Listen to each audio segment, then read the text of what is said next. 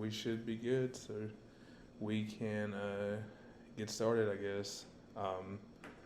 Does anybody want to kind of take the first question first, or or Yeah, I mean, I can just get it okay? out of the way.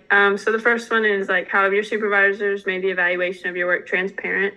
I think like, so I worked at McDonald's, and they just kind of like they did it first, and then I would copy them to see how they did it, and if I did it wrong, they would just kind of tell me, just kind of be upfront about it. And then in the future, if I continued to do it wrong, they wouldn't like single me out in front of everyone, but they would just kind of be like, okay, this is what you're doing. This is not like the standard. And then they would kind of adjust that, not in like in an embarrassing way, but just a way that made it clear.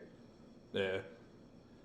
Uh, I can go next. I mean, it don't matter. But I was just thinking through. So before I got into the school system, I worked at the health. I worked at Cleveland County Health Department for like 5.5 years, and my supervisor there was interesting. Um, she was a lot older than me. Like we're talking like 50-year age difference. Definitely not from the same walks of life. um, and I just think about the way that she supervised us was very much like she wanted us to be like her, but then she also wanted to see us like fail first so that she could then correct us rather than helping us from the beginning and guiding us. It was kind of the opposite. It was kind of like I want to see them mess up so I can be the one that comes in and kind of like helps them out and shows them what they're supposed to be doing right. And that kind of that wasn't my most favorite way of somebody being my supervisor. But then like now in the school system, I feel like my APs and my principal are really good about being very transparent about what they expect from me and their expectations and ways that I can be better. And it's definitely a nice spin on it to be more positive than what I experienced previously. Yeah. Yeah, I've kind of been the same way. I'm now on year 2 of education, but prior to that, my first job years ago was Cold Stone, and I think I like you said, with my assistant principal and principals, we have that good relationship. If there is something that needs to be corrected or whatever, we can do that, and it not be a situation, so to speak. We just move on from it.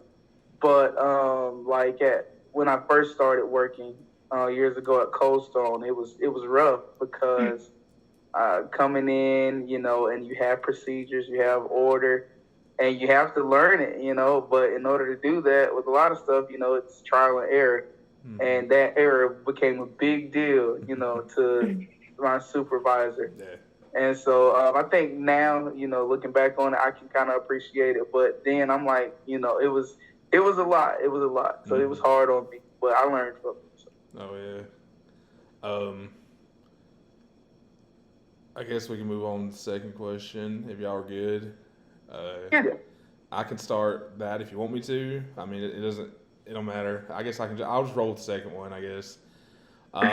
So the second question says, how has that affected your feelings or trust, empowerment, motivation, and how you did your job? And I think definitely speaking on me from what I experienced at the health department was like so the my title was a health educator, so there was about like 6 or 7 health educators. Then we had our supervisor. Well, all the educators kind of were all on the same page. We worked well together, and so that part was good. But it was almost like we had to do things without the main supervisor knowing we were doing them, or she wouldn't like how we were doing it. Like even though we knew how like this worked, we knew what made it good. So it made that difficult trying to balance, doing what our supervisor wanted us to do, but then also us doing what we knew should be done and how it should be done. We weren't really pushed to like go outside the box. Like it was pretty much like status quo. Like this is how we've always done it. Let's continue to do it that way. So that kind of made that challenging. But yeah, that's pretty much all for that one.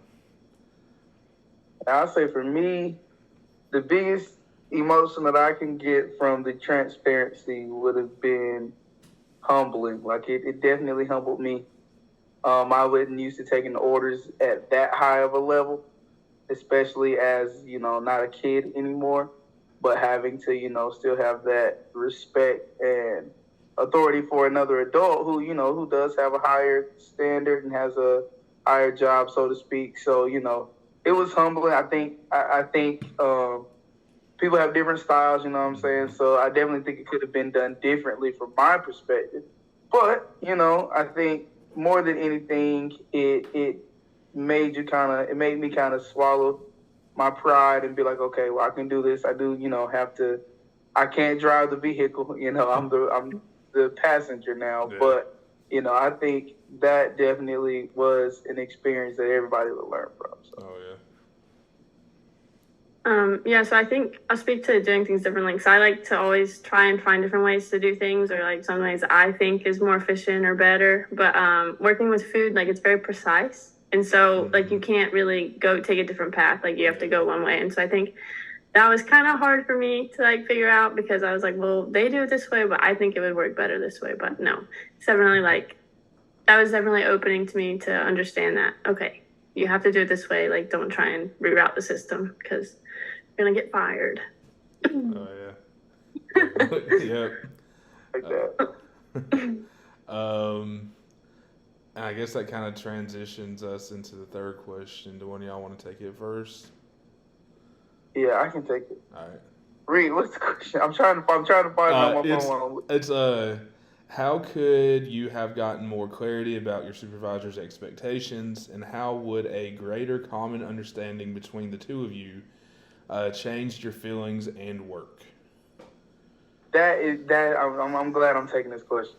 So I think, for one, a lot of times, as employees, whether it be education or not, a lot of times you kind of just jump in, and many times the rules are not laid out. And if they are, it's very vague and not like very specific.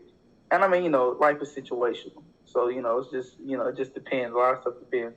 So I think maybe just from people who are in those leadership positions, I think, more clarity on these specifics, as specific as you can be, and maybe even like, examples of what you do when you do what you do.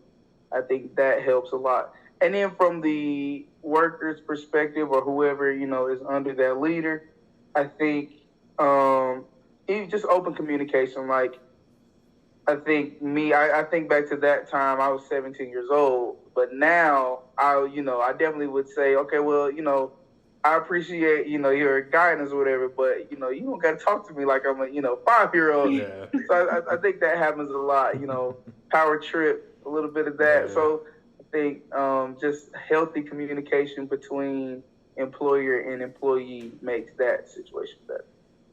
Yeah. You can go ahead if you want. All right. I was just kind of thinking through both, like I said, at the health department, now at the school system.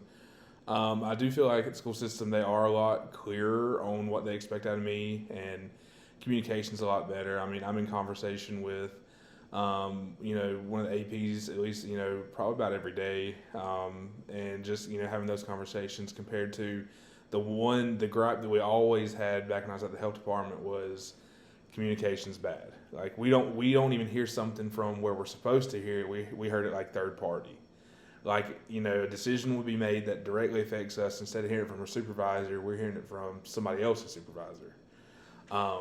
And so I think, definitely, I think there's a lot of mistrust there. So I think building that trust is important between supervisor and employees, and just, I think a lot of times it's hard for supervisors to trust that the work will get done from their employees. And I think that's important, though, is they have to be willing to let employees, I guess, fail, as long as it's failing in a moving forward way. I think, but they also have to have a good support system, stuff like that. But that's trial and error.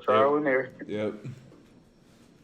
Yeah, I think like my manager, she's got a temper, and so when something's not done right, she'll start yelling, and I don't operate that way. And so I think when she comes to me and she's like calmer, I take it better and I understand. But when she starts yelling, it's just, I don't take that. So I just don't get that. But I think when like there's healthy communication, it's much better for everyone because it's a much clearer message and there's not as much emotion behind it.